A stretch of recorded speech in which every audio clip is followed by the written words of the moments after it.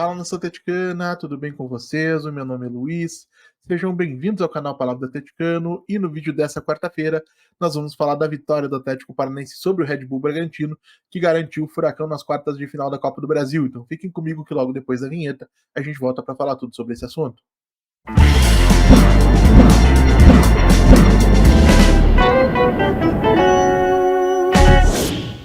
Então vamos lá para falar de Red Bull Bragantino 2, Atlético Paranaense 3, partida que teve início às 19 horas desta quarta-feira, dia 7 de agosto de 2024, lá no estádio Nabi Abichedid, na cidade de Bragança Paulista, e válida pelas oitavas de final da Copa do Brasil de 2024.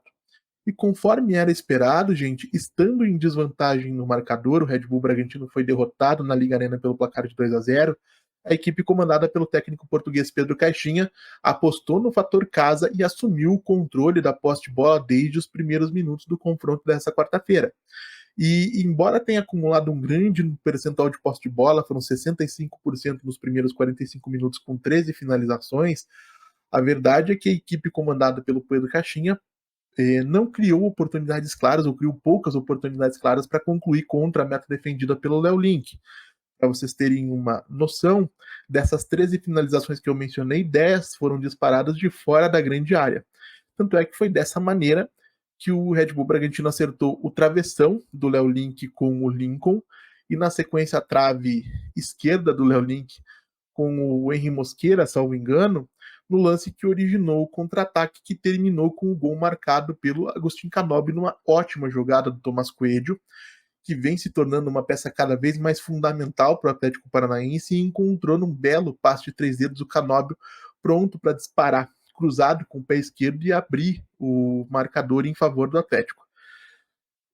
E nessa circunstância, a gente considerando tudo o que aconteceu, o Atlético Paranaense volta ao seu vestiário com uma vantagem de 3-0 no placar agregado,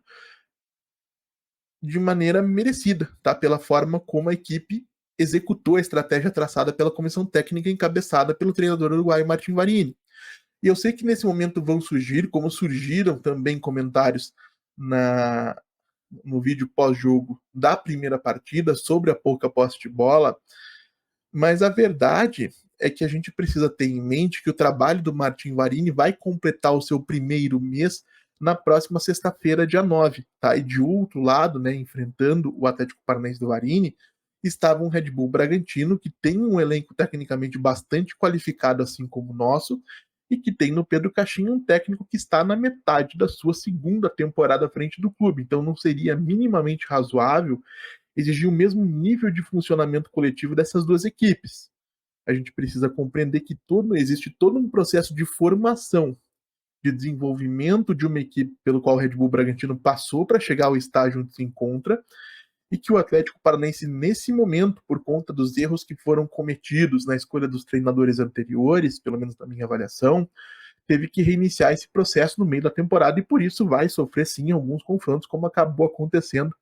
tanto hoje lá no Nabi Abichedid quanto na Liga Arena, quando nos dois casos o Atlético acabou precisando entregar essa posse de bola. Com o passar do tempo, daqui um mês, daqui 2 meses, daqui 3 meses, daqui 6 meses, daqui um ano, se o Martin Varini conseguir permanecer e implementar suas ideias, vocês vão ver um outro nível de exigência da minha parte em relação à forma como o Atlético trata a bola.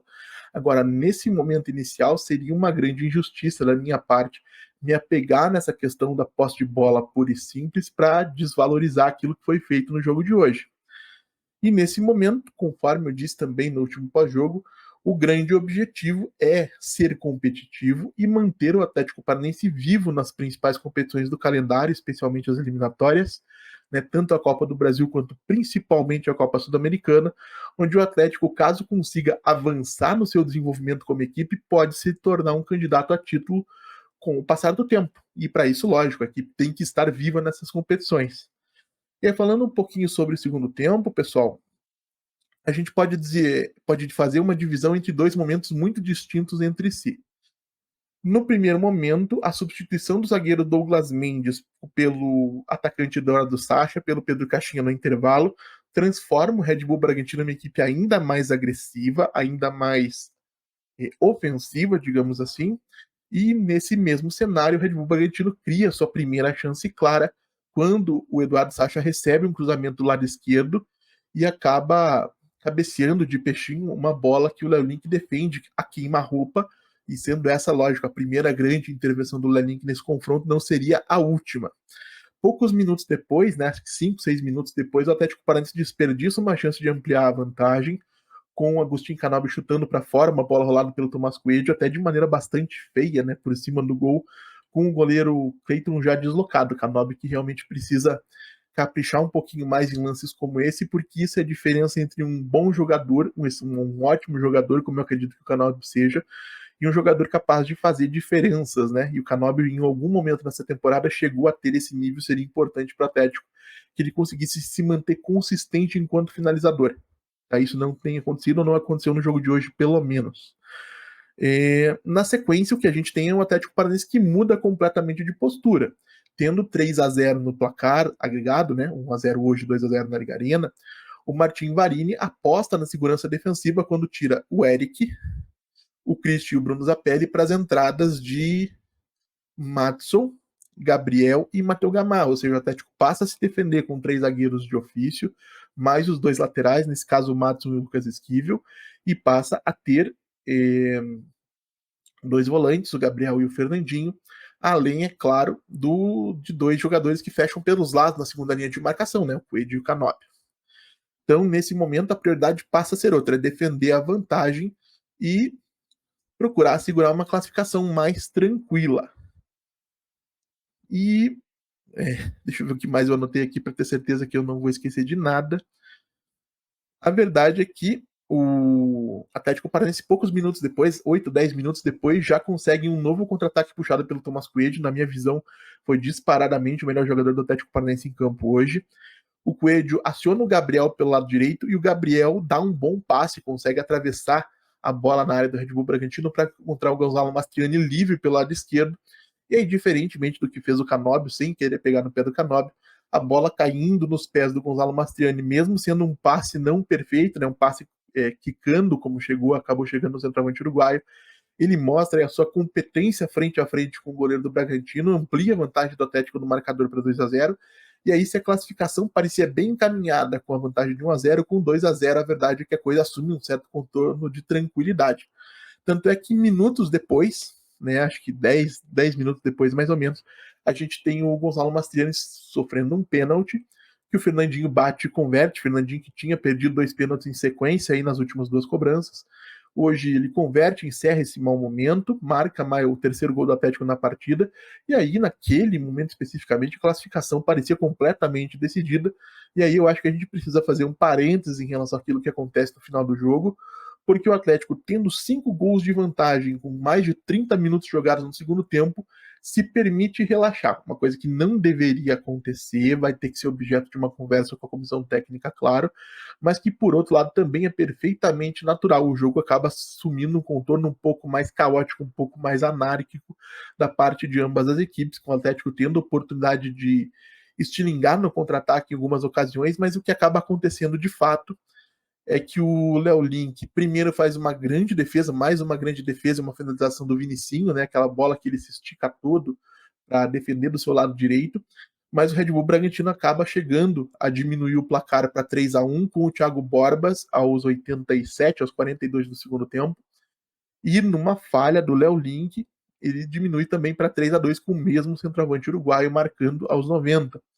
E lógico, gente, eu não tô aqui querendo crucificar o Léo Link da mesma maneira que eu não quero crucificar o Canóbio, até porque o Léo Link talvez seja hoje um dos grandes responsáveis pelo Atlético não sair de campo com um resultado